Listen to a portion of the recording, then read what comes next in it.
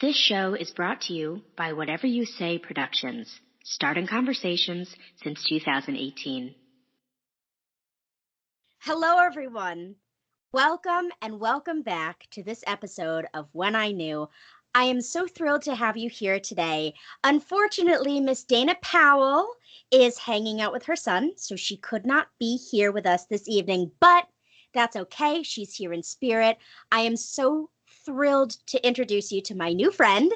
His name is Jason, and this episode is called When I Knew I Am Transgender. Jason, welcome to When I Knew. Yeah.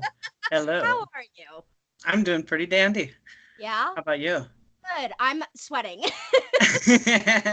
Well, that's a but I given will for me sweat. always. I know, right? We're so nervous. Everyone, please be nice to us.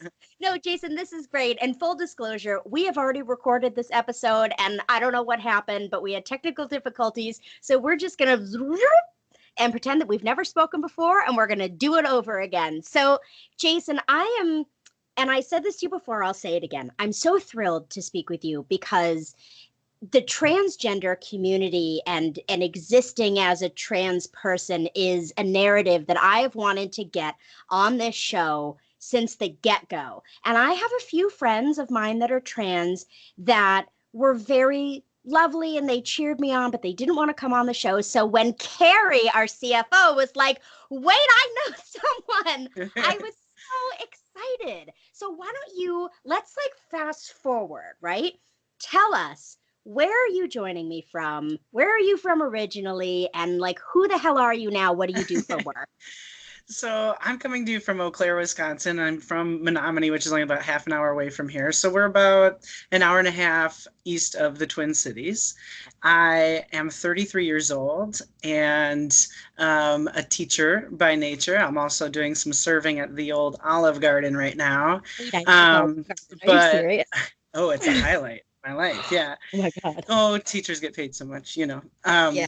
And I'm really excited to be here too because I am trying to do more advocacy and talking to people because I found a gift for it. So I like to share my story. I like to help other trans folks. I like to help non-trans folks understand. Mm-hmm. And so I'm really excited to talk to you too.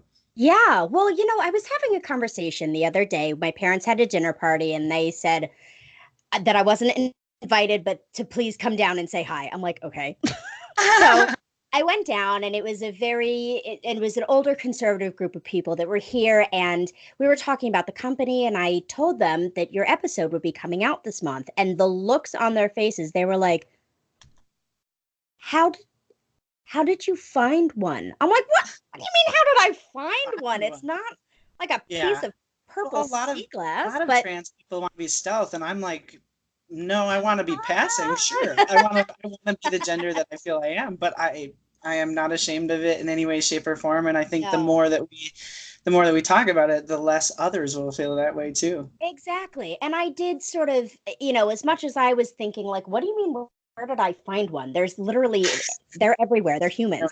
But, I did point out to these people, I said, look, I think that a lot of your reaction has to do with the fact that you've never met someone who's trans before. Because something that they brought up, and we can get into this a little bit later on, is, oh, well, there's so many young people now that are coming out and they're, oh, I'm trans, oh, I'm cis. And it's very reckless because they say that one month and then they change their mind the next month and so on. And I said, okay.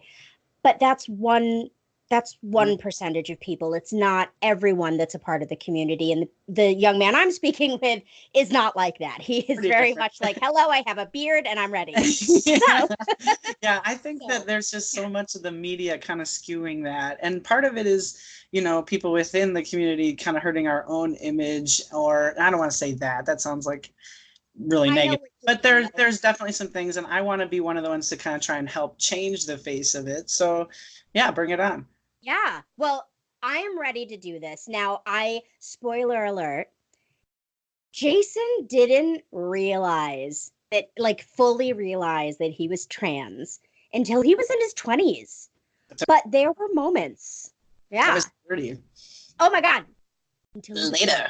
But there were moments in your life, these little moments where when you did finally realize that this was the case, you were like, Oh, holy shit. I also knew it here and here and here. So why don't you take us through in chronological order all those little moments that then stitched together and it was like mind blown. Yeah.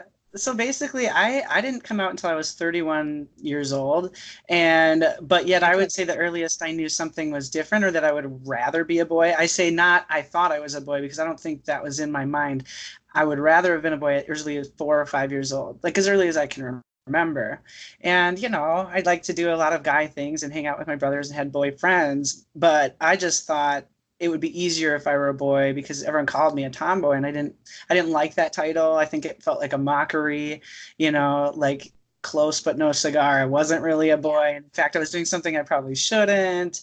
And fun fact, I'm an identical triplet. So basically, a lot of times it would be like, oh, she's the pretty one and she's the smart one and she's the tomboy. And I just felt like that was such a like negative thing or whatever. And so I kind of, I wanted to be a boy, but I didn't want to admit I wanted to be a boy. Mm-hmm. And I would say it wasn't until I started teaching. So even all through college, I would complain about being single and all these things, and I just couldn't figure stuff out. And it wasn't until after that I started to really come to terms with the fact that I liked girls, which is actually kind of like the stepping stone for me. I was teaching in Madison, and I remember watching an Oprah episode, and there was some lesbians talking about how they just wanted to love a woman, and I was like, that's so profound to me. It wasn't just like a sexual thing and everything. It was what made me actually admit that I wanted to be at that time a lesbian, was realizing I wanted to love a woman. Like I wanted to be the big spoon. I wanted to take care of her. I wanted her to, have my babies, whatever. I wanted that to happen, and still do. And so anyways, then I came out as a lesbian at 25. And I remember laying in bed months before I came out and just thinking, oh crap, I'm gay. Like I literally am. Like, and not just like, oh, maybe this or maybe I'll Google that. Like there was an actual moment where I said out loud, I'm gonna have to tell people, So I remember that specifically. And then I told my, friends and family, and lived as a lesbian until I was 31. Mm-hmm. And it was when I was dating her that my ex, that I basically started to feel like somebody was encouraging sides of me that I didn't realize I was shoving down. And so, roundabout way, that relationship was not great, and I'm happy it's over, but if it never happened, I don't know where we would be. And so I was about 30, 31, I came out to my whole staff, students, parents, community, basically. It was nothing I could do on the down low. I mean, this had to be huge. And I just feel like, they talk about gender dysphoria a lot, but they really, when I knew I needed to transition was when I first started experiencing gender euphoria. I started wearing men's clothes and cutting my hair differently, and I felt like I got a high off of it, oh my God, this feels amazing. And so then, this feels right. Okay. Yeah. And so then I came out, and I mean, I think very shortly after that, and over the last couple of years, I'm 33 now, it's been about 2.5 years, I've had to realize that now things are never going to be the same. And there's parts of that are amazing, and there's parts of that are really difficult. And that's just life, I guess. So what is, if you had to look at the positive, pick the 3 most positive things, and then let's look at the 3 negative things, so what are you happy to now have? Oh, I think I'm happy to now have a sense of pride in myself, at least most of the time. Like when I think of myself as a man, as a dad, hopefully someday, and all these things, that makes me really happy. Those titles make sense to me. They click for me. And so I think that seems so cliche almost to say, like, just being able to have an identity that I want, but but that's a big thing. And I think that it's been really nice for me to be able to make a difference for other people as a teacher. As terrifying as it was to come out, I have had a lot of students come out to me, and a lot of parents write to me and say, thank you so much for doing this in front of my kids. And so in that way, it feels good to know that even if I'm dealt this hand in life, I can make a difference with it. Yeah. And that's pretty awesome. Let's see. I think just there's a different kind of understanding that I'm going to have always of what it means to be a woman compared to most men. And so I guess that's if I can just think of that as more of a secret power or strength, then it doesn't seem like, okay, this bad thing, this negative thing that I was born female. I wish that more men could experience what it really feels like to be a woman. And I'm so glad that you said that and that it's something that sort of tumbles around in your head because, and I think I wish it would go the other way as well. I'd love to feel what it's like to be a man, but there's so much that goes into being a woman, especially now. Throughout history, we've always been very suppressed and we've been used Mhm. as objects, and what we say and do doesn't matter. Um, but I'd love sometimes for, like I think of like some of my ex-boyfriends, like I wish that you could just be me for like a month and see like how it feels like to not only have to spend gobs of money on cosmetics and hair and all this and the clothes and whatever, but just like how it feels to walk down the street and not feel safe, like how it feels to be looked at like people you don't know and have them say things under their breath to you, or what it's like to wear a bra. I hate bras. I Yeah. do. Oh, even I just hate things like them. girl Like, talk, like mm-hmm. how girls will give advice to other girls, and I can hear guys giving advice to each other about girls, and I'm like, Yeah. that is not what they're saying, and so it's just That is like not that kind of a it. unique thing, and so it's like, how much time is spent talking about what do I look okay and whatever. Yes, that is all very much a reality, but it is also just kind of much more, even all of the like many not meaningless, but little things, it's just like you don't realize that. Um, just yeah, I work with so many girls at Olive Garden. They're servers all over, and it's just so funny how I can just pick up right in their conversations and understand them, Yeah. and a lot of the other guys don't get that, and I'm I don't know if that's hopefully going to hook me a lady someday, but we'll Well, see. I think I it swear, probably it's the best will. of both worlds, right? Well, Hopefully. it's funny because one of the guys that works at my company said to me the other day, he goes, Sam, I just don't think that men have any idea how much their actions impact the women that love them. And I'm like, thank you. Yeah. Thank you. Because it Like is very, my very true. sisters are both parents now, and their husbands are great dads, but there's just times where they don't read their mind, or Right. whatever. And there's times where they do or say something that is such a cliche. Oh, my husband is such a idiot. He didn't catch on to this. And I'm going, that's where I'm going to have a strength or one up on most Yeah. people, because I have major like paternal instincts from all the years of thinking I was supposed to be babysitting and doing all these other things, and so it's pretty interesting, I thought I was going to be a mom someday, so I kind of paid attention to a lot of different things. And I mean, a parent's a parent. Don't get me wrong. We don't even get to get all that, No, but no. I think it I is know what you mean. interesting. So then what are the three, I'd hate to call them negatives, but what are three things that maybe you'll miss about being a woman? Um, I think it's not even necessarily about being a woman. It's about being cisgendered, or at least Right. thinking I was. I felt like things kept pretty cut and dry. Mm. If I wasn't trans, there was a whole lot less gray area in my life. I Mhm. think one of the hardest things that has been for me to deal with, is just that real desire to want people to understand, but not necessarily other trans people. You want cis people to understand something that Mhm. they can't necessarily understand, or they can't care about on the same level as you. Okay. And so there's this like yearning to relate to people and connect to Mhm. people. And you're talking about 3% of the population instead of 97% of the population or whatever. Right. Can you And I think explain that what can get blown. cisgender is? Because I think some of our Sure. listeners might not know what that is. Yeah, so cisgender just means that you're born the gender that you identify. So basically the opposite of transgender. There's agender, there's non-binary. There's so many different terms these days, and I think that can be a turnoff to some people Hmm. to learn about it. But Yeah. basically you need to know that cisgender is, yeah, if I still identified as a female and was born a female, I would be cisgendered. Hmm. So like I'm so sorry. I'm listening to you, but I look like a witch. The kids You that I look great. used to nanny for told me that I look like a witch with black spaghetti hair. And so now, anytime I look in the mirror, I'm like, oh no. See, listen to your female brain just going on and on about, do I look good enough? Do I look okay? Oh my God, that is true. Hmm. So, yeah, no, I think that all these different terms, and I think now would be a good time to really get into that. Like, how do you feel about sort of, I guess I'll call them the flip-floppers?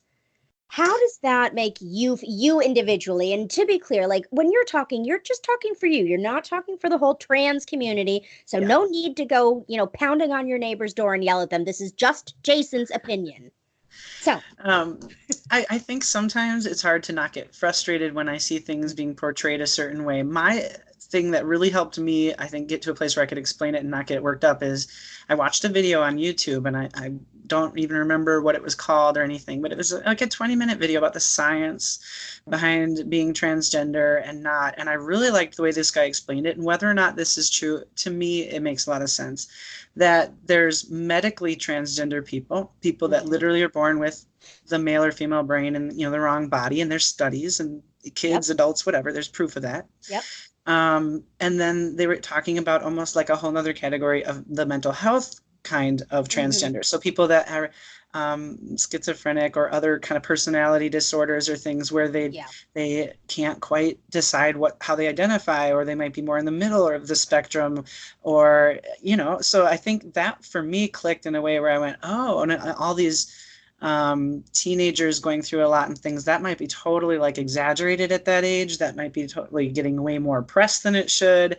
And I do believe that the medical kind is indisputable. I don't even know why we would even have to have that conversation, right. but I think that was for me really helpful in understanding, like, okay, I'm trans in a binary way. I was female and I want to be male, and I do view these as these two genders. Not that everyone has to, but that's how I do. Yeah. And somebody else might be. I have friends in the same like support groups and stuff who go and they feel their feminine side one day and their masculine side the next, and I just can't relate to that at all. So then it's almost frustrating to feel like I can't even relate to my own community. And you're like, well, these are subgroups in the community, I agree. So, I think that sort of teenage demographic is what has been grabbing the most attention. And there's that wonderful young woman, Jazz, who has her show on TLC. Sure. And I think that watching her journey, I think, is so important. But I think for people who really don't have this sort of open mind that you and I do, I think it is hard for them when they see that and think, oh my God, I can't even sort through that they do tend to just throw a blanket over it and say, okay, well, everyone must be this way, and that's not it. Well, part of the problem too, like Jazz, I would say, is one of the ones where she knew really young because she was medically trans. I would say that was like a growing up in today's society, she was allowed to immediately, within having a vocabulary, say, I'm a girl. Right. And that's different than somebody who's never given an inkling of anything like that. And suddenly they're 15, dye their hair blue, start smoking cigarettes, and suddenly are trying to claim that they have the world's worst dysphoria about their body. And I'm not saying that's never possible, but that's where it gets a lot harder for parents. And it needs to be like, I don't think young people, and this is definitely something that comes with age and experience, but I don't think they realize that like their words have a lot of weight. And it's hard to tell them that because they're already so egocentric as it is. They're sensitive. Then give them, and sensitive, to then give them even more power and be like, wow, what you say matters. Some of them are going to take that and run 50 miles with it. And there's only a small margin that would be able to sit down and be like, all right, well, let me think about this logically. Can you explain to me how it actually feels to feel like you got all the wrong parts? And I don't want to say that you're in the wrong body, but that you just have the wrong genitalia and the wrong hair, and you don't want to wear that, you want to wear this. In the simplest way, how does that feel? Depressing. I think the best way to explain it is that I felt really bad at being who I thought I was supposed to be. Okay, so I thought I was really bad at fashion, at makeup, at flirting, at just being feminine, being a girl. And I think that is really just powerful in terms of like, can you imagine every single day having something that you're shaming yourself for without realizing that you don't need to? I mean, like years and years of that damage to your psyche. I mean, like, that's why it's important that we're opening up these conversations and letting people come out, because I just spent years thinking like I couldn't get it right. And what was it? Life? Oh my God, I felt like a failure. You know what I mean? Like, so then to finally be able to realize like some of those things I couldn't do because I wasn't meant to do them. Yeah. That's what people talk about liberating. That's what people are talking about freedom, That's totally different. Yeah. You look and sound like a man to me. I mean, even Good. if like, well, and you are a man, but like, even for my trans friends and all the trans friends I have are female to male. Mhm. When we were younger, I was always just like, "Are you sure that your name?" And this isn't their real name, but like, "Are you sure your name is Sarah? Because I kind of feel like you're a Tom." Like, Yeah. I always I had said a friend it. in college who'd always say, "You're such a man. You're such a man." And I was like, "Screw you," you know, and I get really mad. And then he was one of the people that when I came out, I was like, "So, hey, Jim." Well, guess what? Yeah. So I have I people don't tell know. I me think it's once they get to interesting. know me that like when they first met me, they thought that I was like a power lesbian. I'm like, why? They're like, because you have a deep voice, broad shoulders, and you're aggressive. So are you sure you're not trans? I'm like, yeah, I'm pretty sure that Yeah, I have you all know. this. I'm good Yeah, with it. yeah. I see a penis and I'm thrilled. Like I'm pretty sure And that I like, like, penis envy my whole life, all right.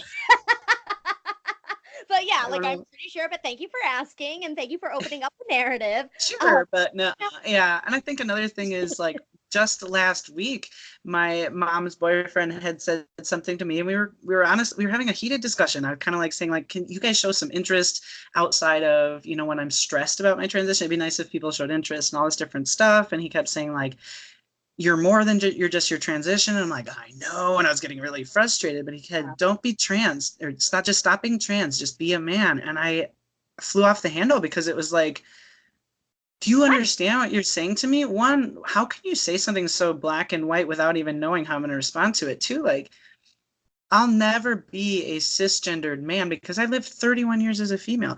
right. That's not a bad thing. That's a unique thing. That's a very different thing. That means that I'm, like we talked about earlier, like I'm Yeah. going to get women differently. I'm going to understand different sides of both of these genders differently. So for you to say basically like just be a man and don't worry about it, don't talk about it, was like I'd be completely furious. stereotyping men. Yeah, I'd be furious. Yeah. Um, the other night I had a conversation. So I play Fortnite. I don't want to talk about it. Actually, scratch that. It's literally all I want to talk about. So I play Fortnite, and sometimes I do. If my friends aren't available, I'll put it on the fill mode, so it pairs you up with a random person. And it was a couple months ago that I got paired up with these little dudes, and they're under the age of 15, so they're still young. And I was talking to one the other day while we were playing a game, and this was right around the time the whole thing with James Charles was happening.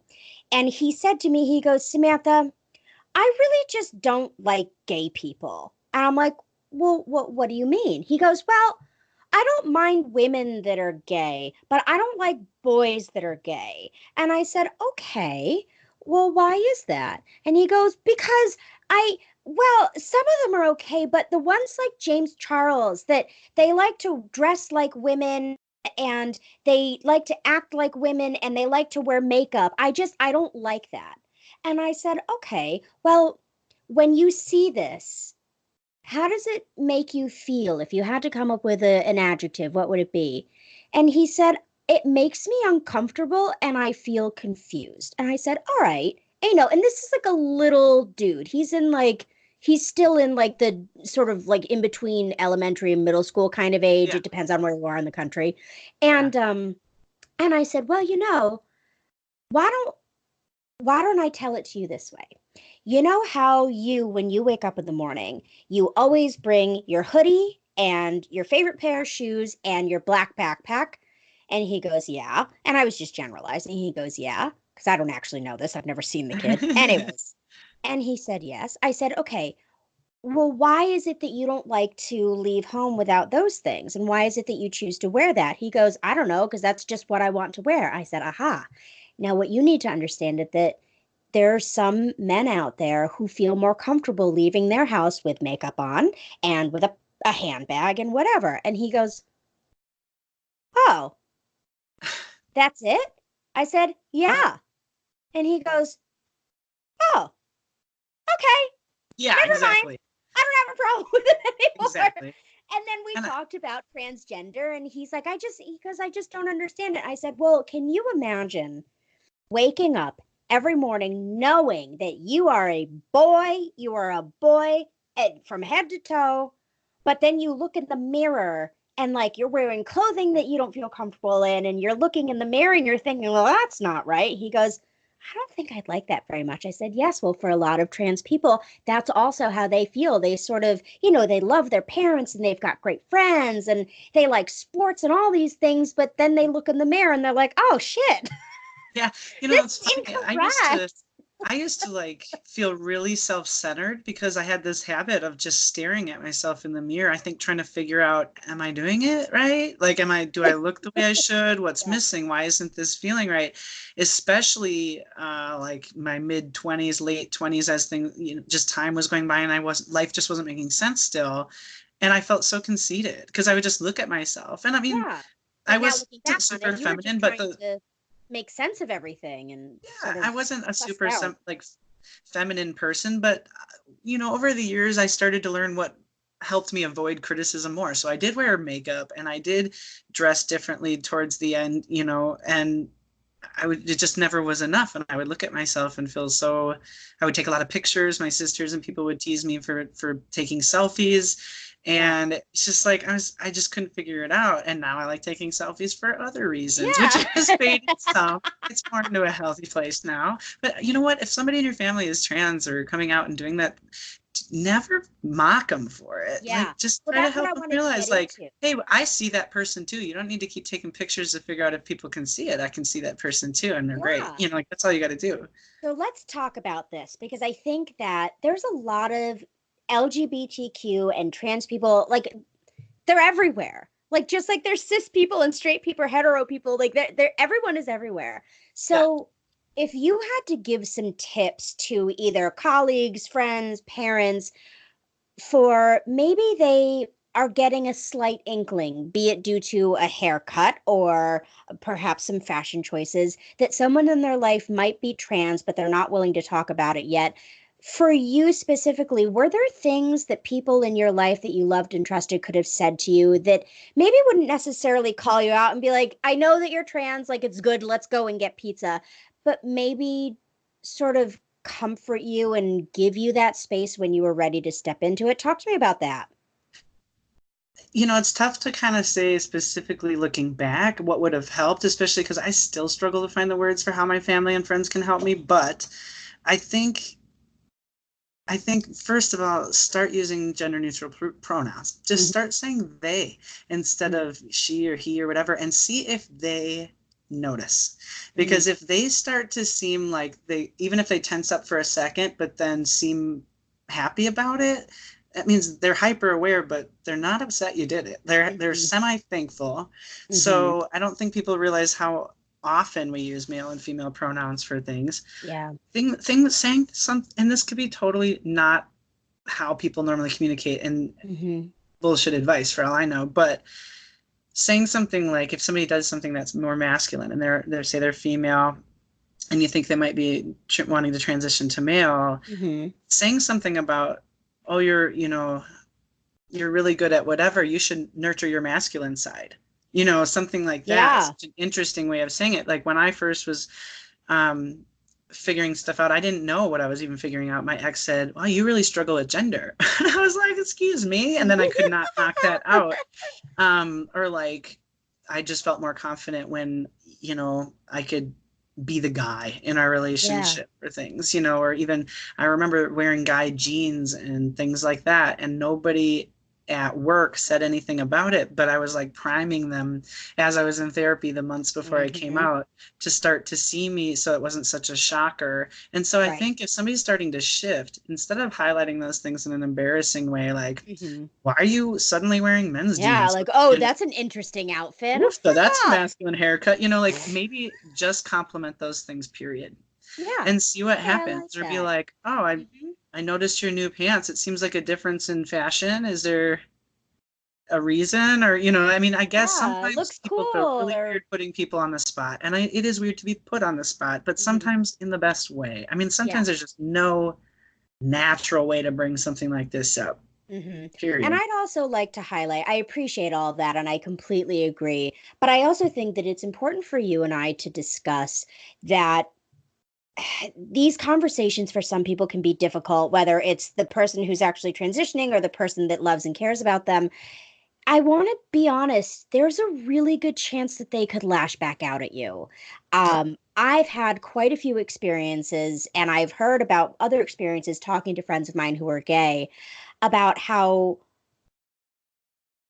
okay, fine, I'll do this. I'll use myself as an example. There's someone that I know that I care about very, very much. They are substantially younger than I am, but I've known them their entire life. And I know that they're gay. I just know. And I also feel that there may be a possibility that they will want to be gender neutral. I think that that's sort of where they'll sit. And I felt this way for years. A few summers ago, I was visiting with this person, and we were talking about something about me, actually. Mm-hmm. It was an adult kind of a topic, and it was very unrelated to the younger people that were in the room that were part of the conversation. And I they asked me about relationships, and they said, well, what's the most important thing in a relationship? And my response was, well, and these were the people in this conversation were of both genders. And I said, well, do you guys, are you dating people? Do you have boyfriends, girlfriends, whatever it may be? Well, look, the most important thing in a relationship is respect for yourself and respect for the other person. I left thinking nothing of it.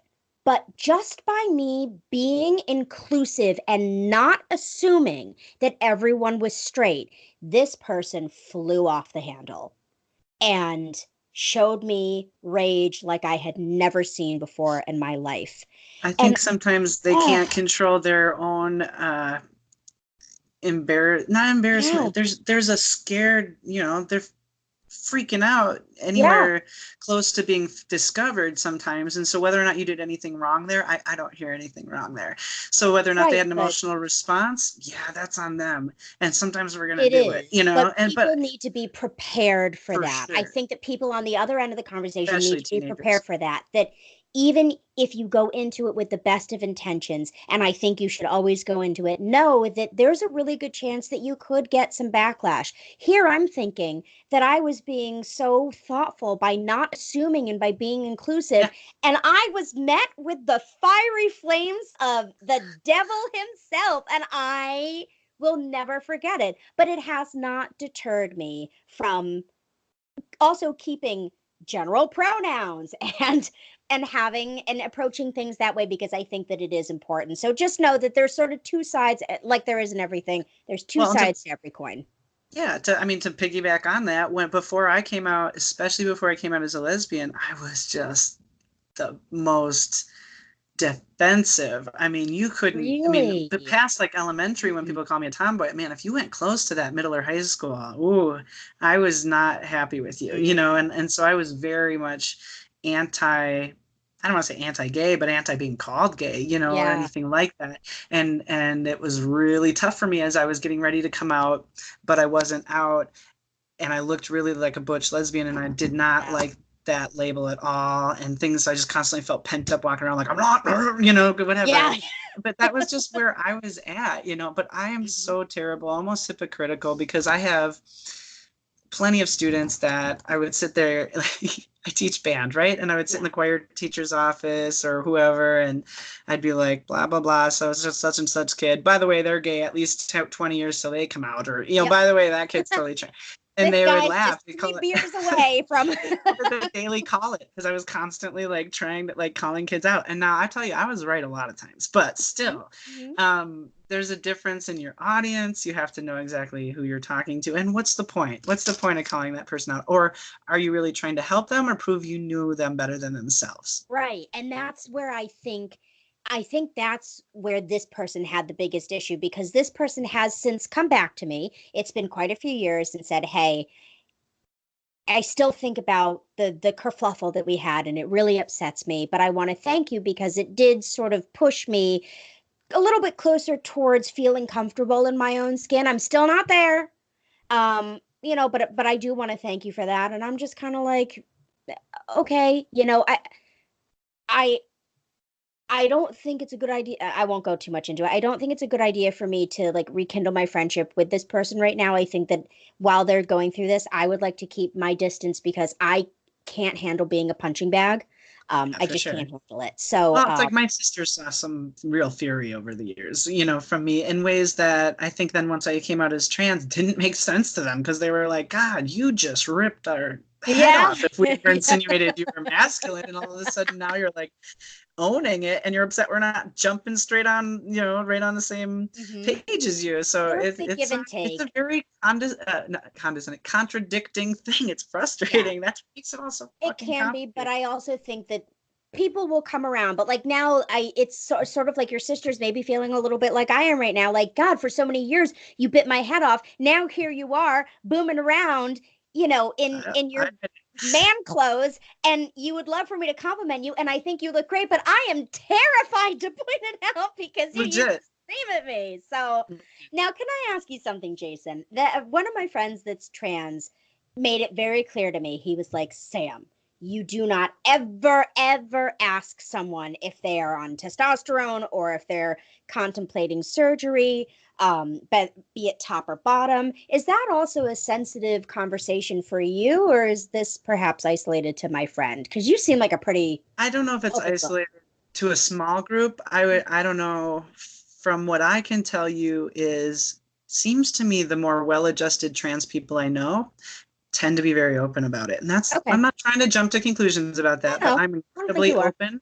There's actually a woman who just became the first, I think, elected official in Wisconsin that's trans. Anyway, she's on our Oh, new Eau that's Claire City great. Council. She's awesome. And she's very open about things. There's a couple of us that are kind of like that. And I think for the same reason as me, I'm like, first of all, why insinuate shame when there is none? Right. And also, there's a lot of kids out there and things who need to see the role model. But Mhm. I mean, for me, it's more just an issue of how you ask or what you ask. I mean, if somebody comes up to me and they're like, have you had the surgery? I'm like, well, there's not just one surgery. You know what I mean? But I It's like a also don't like people whole. ask me about surgery because to me, Yeah. I'm going, yeah, that's the number one thing I want right now. And I'm hopefully going to have this summer. Like, I hmm want to talk about those things. And when somebody You're getting asks me that, top. You're hopefully getting top surgery, right? yeah, I'm working towards top surgery. I'm literally just waiting for my Dude, insurance to authorize it all and everything. And then I have to finally get it scheduled. And then hopefully I would be healed for our new school year. Today, yesterday, they called me and were like, so whenever you want to get us your letter from your therapist. And I was like, I sent it 2 weeks ago. Like, yeah, I was I'm just waiting. like, I've jumped through so many hoops and back and forth, and it's been really frustrating. I'm But so excited I'll for you talk to to get that anyone done. about that. And like, Jesus, hormones. I mean, it's January 17th, 2017 is when I started. Mhm. And, in the beginning, I was like counting down the days between shots. Now I forget, / I'll look at it on my bathroom counter and be like, today's the day. Maybe later I'll feel like it, and it's not that I don't want the hormones in my body. It's just like it's now become like taking any other medicine or anything, and I'm gonna have to do it the rest of my life. But yeah, Yeah. I talk a Well, lot you about have that a stuff full openly. beard. Like, I look at you and I'm just like, yeah, that's a dude. But like, I also, because we're friends on Facebook, I saw pictures of you before all this happened. I thought you were a beautiful woman as well. So screw you for being able to look good no matter what. Because Well, I feel what's like, funny is I had such low self-esteem before, and now it's amazing because I can go back and look at pictures and be like, oh, I looked pretty, and I never would have oh, thought that before. I would have found something to criticize or, well, that I look pretty good for my weight or whatever. And now it's like I can love Teresa all over again in yeah. ways that I never could as Teresa. And that's actually kind of brings up another thing. People talk about their birth name. I just call it my birth name. Some people call it their dead name, but Oh, Teresa as a name did nothing to me. right. Like I'm not What does Teresa anti-Teresa. do? I like that name a lot, and in fact, I'd probably name a kid that if I A didn't have to see the sweet full name. name of my name on papers and be like confused. Like it Yeah. would just be weird. However, I have no negative feelings towards my former name, and a lot of Well, people how did do. you choose Jason? Well, it was interesting because it's not like the greatest story, and I'm actually amazed that I just picked something because it was Yeah. really overwhelming, and I think I knew I would just search forever and nothing would feel right till I did it. Kind of like I guess a lot of parents probably feel when they're naming their kid. But I went through I Googled a whole bunch of like 80s boys names. I was born in Yeah. 85, and I'd be looking at like lists and lists of names. Most of my family's really traditional names like Daniel, Patrick, Scott, these Yep. names, Bob. And I was trying to Solid find some, American name. yeah, Yeah. solid, but I also liked how unique Teresa kind of was, pretty unique. I mean, it wasn't common. I didn't meet a lot of them. Not that Jason's more common, but I remember just looking through lists and every once in a while finding one I would say out loud, like Adam or whatever. And then I'd remember some student I had or some ex of my sister or something that would just be like, oh, nope, can't do that. Nope, can't do that. Yeah. So those long lists would narrow down pretty quickly. I just remember saying to my ex once, like, oh, what about Jason? And she was like, I don't know, should we try it for a night? And I was like, sure, thinking like I would feel weird after a couple hours or something like that. But every time she said it, I was hyper aware, but in a good way. And also my nieces and nephews that are now like 4 or 5 years old were like 2 and 3. So the way that they pronounced Teresa kind of sounded similar to the way they pronounced Jason, which is kind of odd, but it was like Shesha, or something like that. And they never once messed up. I mean, literally, my nieces and nephews switched pronouns in a day. Like, I remember my sister told my nephew Colin, and he laughed and was like, that's not right. And then from then on, like the next day, still just shifted and never ever once messed up. Pronouns, name, anything. So it's like when she first told him, he was like, okay, but then just did it. And it wasn't a big deal. Yeah. So what would you like people to know about the trans community? I feel like we've covered so much. I mean, I feel like, first of all, they're just normal people. They're nothing to be afraid of. You can totally bring it up and they might be grateful or they might bite your head off. It's more than just what you wear or how you style your hair or having a beard or getting laser surgery to get rid of a beard. It's so much more than that. Aside from all that, what would you like people to know most about maybe you, your community? What would that be? I think what I like a lot of times come back to is like, you don't understand what it's like to be trans unless you're trans, or like finding other areas of life that people are that I can't relate to is a good way of finding middle ground with folks. I'm not a parent. I'll never know what it's like to be a parent until I'm a parent. And I think people realize, okay, I can accept that I'm not trans. Now I have a different expectation for myself. They can calm down when they're talking to their trans loved one. And I think that shifts some things. I can't know what it's like to have terminal illness, and that, these are the types of examples of things that are major game changers in someone's life. Yeah. But we all have something, so somebody might have to deal with 2 or 3 of those game changers, nothing to do with their gender. And it doesn't mean that they're going to go through more or less. And I think if we start to see it as more of just something like, okay, being trans is the same, like this person was born with diabetes or born without legs or something, we all have crap we have to overcome. And I think we just got to get rid of the stigma. It's ridiculous, Yeah. So it's really tough to give advice on the fly here in terms of, because we're talking about some people like it, some people don't, some people want attention, some people don't. For me, I really needed a platform to talk about a lot of things that was positive. Yeah. I still do. I still need to be able to have conversations with people other than my inside brain. I mean, the amount of mind racing that I go through and things is just not healthy. And if instead of having conversations in my head, I was having them out loud with other people who wanted to understand, I think that would be a lot better. Yeah. So just listening more than you talk, and then find some way to compare. I'm not saying this person says they're trans and they're struggling with gender dysphoria, and suddenly you say, oh, well, yeah, when I had acne as a teen, and using it as the same thing. But if you can find something where you can be like, oh, that's really frustrating. I remember a time when I felt this, that, and that, and I just felt like I couldn't get over it, or find like the similarity in it if you can. Yeah. And some of that is easier for some of us to do on the fly. I think born educators and people like do that, therapists, whatever.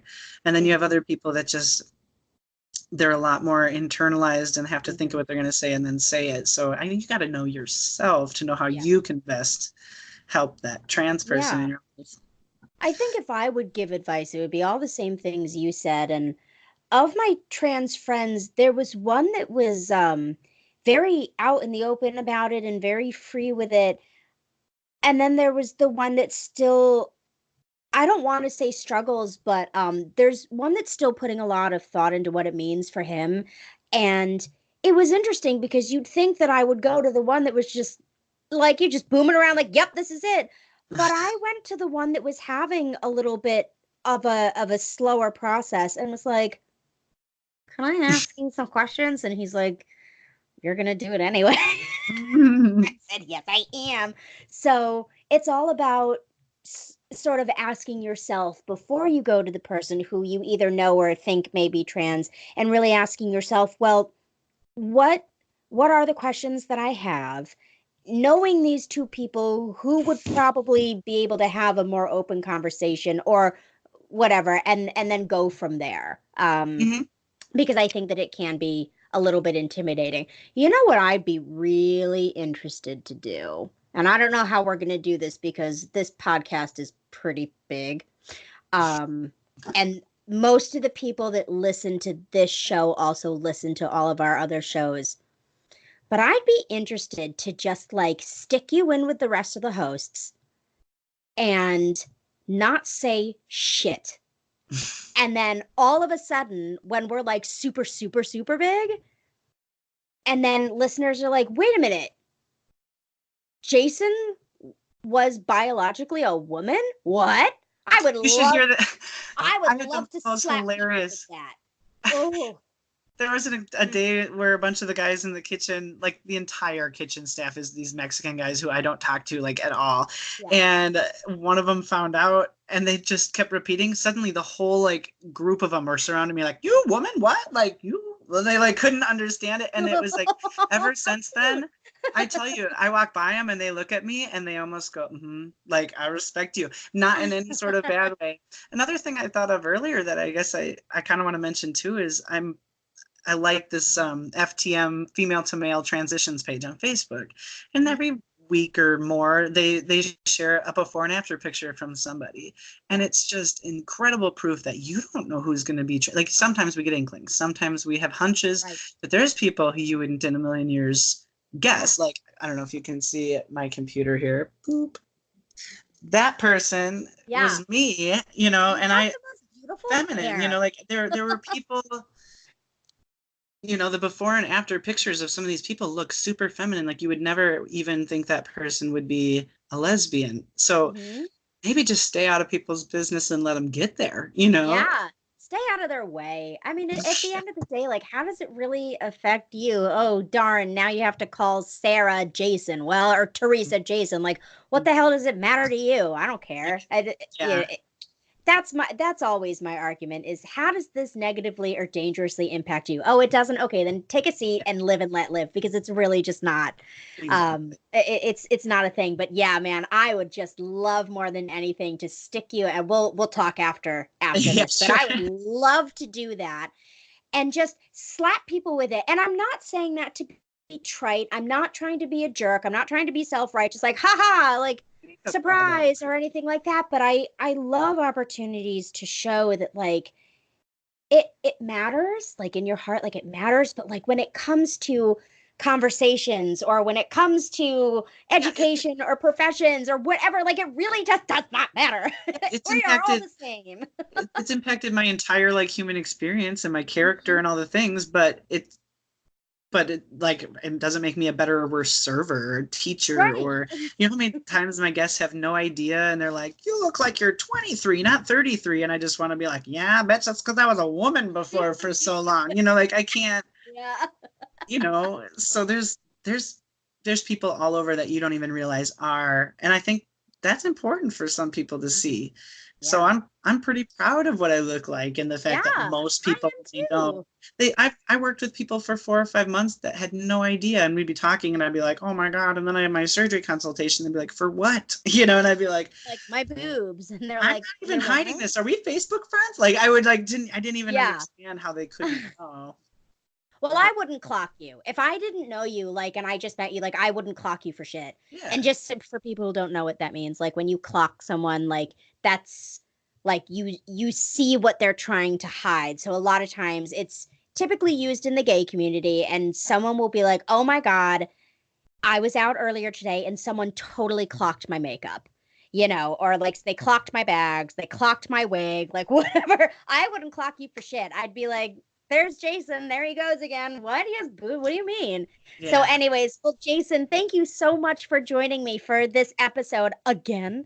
And thank you for letting me videotape. I'm interested to see what this video looks like because I'm like, sound comes from here, but like video here, and then this and this, and you've been like jiggling around like this the whole Sorry. time. So it's fine. I don't mind. I think it's funny. People will be like, "Oh my God, was he in an earthquake?" I'll be like, "Nope, he just didn't have a cell phone stand." Yeah, I'm But just trying to keep it steady. just like everything else in life, we're just trying to keep it steady. But thank you again, Jason. It's been our privilege to interview you, not once, but twice. And maybe for those of you who are listening and paying attention, you might hear from Jason again. Who the hell knows? But once again, from Whatever You Say Productions, my name is Samantha. You can learn more about this show and more at www.whateveryouSayProductions.com. You can follow us on Instagram at, I think it's at _when_I_knew_. I think, maybe, I don't know. Figure it out. Thank you for tuning in, and we'll see you guys later. Thank you for listening to When I Knew, presented by Whatever You Say Productions. Learn more at wheniknewpodcast.com.